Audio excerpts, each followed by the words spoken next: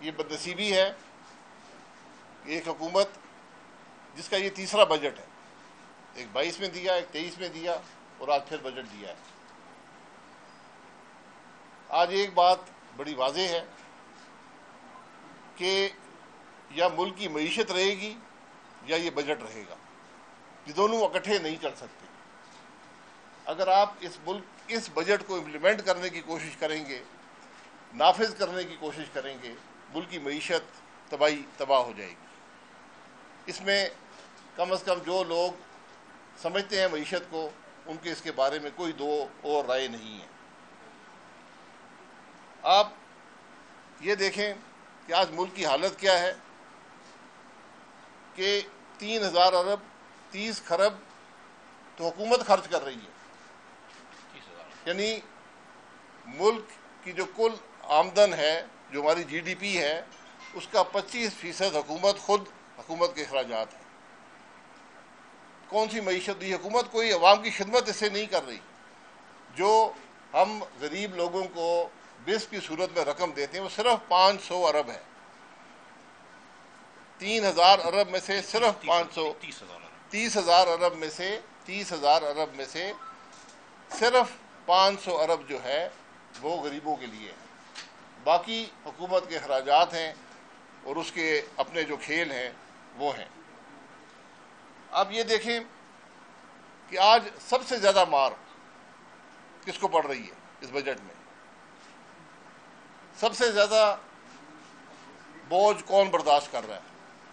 یہ وہی لوگ ہیں جو ملک میں ٹیکس ادا کرتے ہیں، جسے ہم سیلریڈ کلاس کہتے ہیں. سیلریڈ کلاس، سارا بوجھ سیلریڈ کلاس پہ ڈال دیا گیا. کہیں 10% اضافہ، کہیں 25% اضافہ، کہیں دگنا.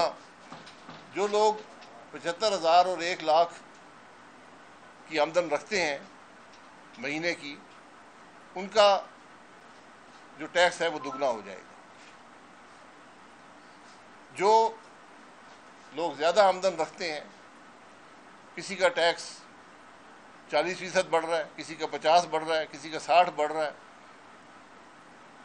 حتیٰ کہ ایک چیز ہوئی ہے جس کے بارے میں کم از کم اس سے پہلے میں نے تو نہیں سنا، مفتاح صاحب یا آپ میں سے کوئی بہتر بتا سکتا ہے، کہ جو آپ ٹیکس ادا کر رہے ہیں اس پہ بھی ٹیکس لگا دیا گیا. یعنی آپ نے جو حکومت کا ٹیکس بنا 35% کے حساب سے یا 40 یا 45% کے حساب سے، وہ جو ٹیکس کی رقم آپ ادا کریں گے اس پر بھی آپ ٹیکس ادا کریں گے. حالانکہ وہ آمدن حکومت کی ہے اور ٹیکس ادا کر رہا ہے وہ آدمی جو ٹیکس دینے والا ہے. یہ منطق کوئی سمجھ میں نہیں آتی. حالت یہ ہے کہ دودھ پر بھی ٹیکس لگا دیا گیا، بچوں کے کھانے پر بھی ٹیکس لگا دیا گیا، جو میڈیکل سرجیکل گوڈز ہیں ان پر بھی ٹیکس لگا دیا گیا، جو خیراتی اسپتال ہیں، جو آج پاکستان کی جو میڈیکل فیسلٹیز ہیں ان کا آپ یہ سمجھیں کہ بیک بون ہے، وہ سروسز دیتے ہیں جو اور کوئی نہیں دے پاتا. اور بہت بڑے بڑے ادارے ہیں پاکستان کے، ان پر بھی ٹیکس لگا دیا گیا. تو ان حالات میں معیشت کیسے آگے بڑھے گی؟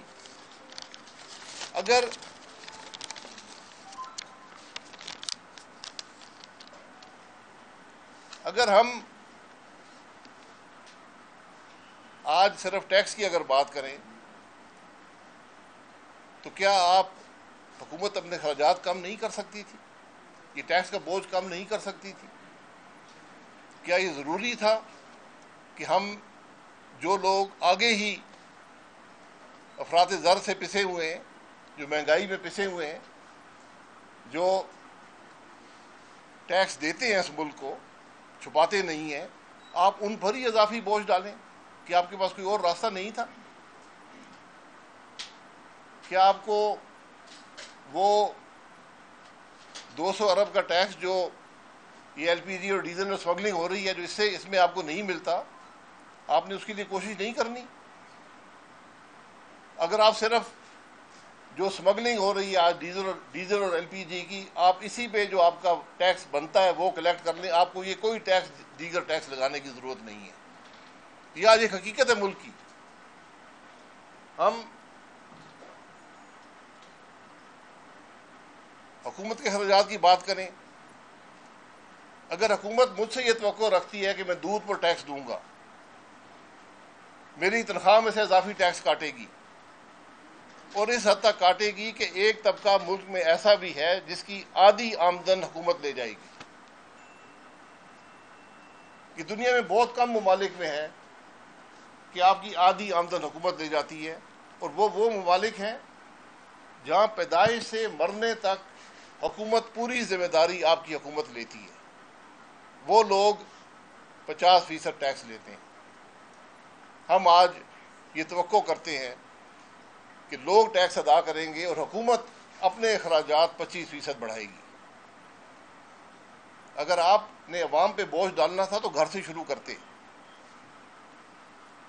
اپنے اخراجات کم کرتے، عوام کو نظر آتا کہ ہماری حکومت ہمارے بارے میں سوچ رہی ہے، اس نے اپنے اخراجات کم کیے ہیں۔ آج مجموعی طور پر 500 ارب روپیہ ایم این اے اور ایم پی اے کو بانٹا جائے گا ڈیولپمنٹ فنڈز کی صورت میں۔ یہ 500 ارب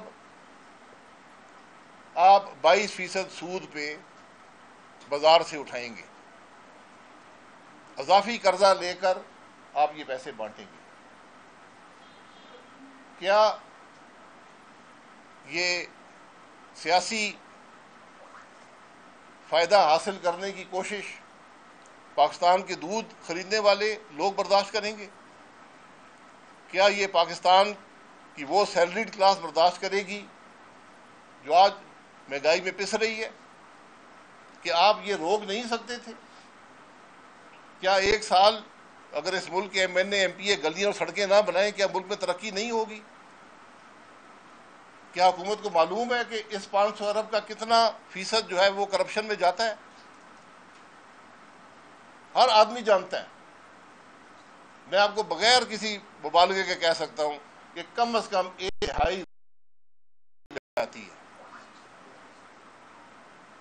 تو ہم کس قسم کی حکومت چلا رہے ہیں؟ ہماری سوچ کیا ہے کہ ہم اپنے اخراجات کم نہیں کریں گے لیکن عوام پر بوجھ ڈالے جائیں گے۔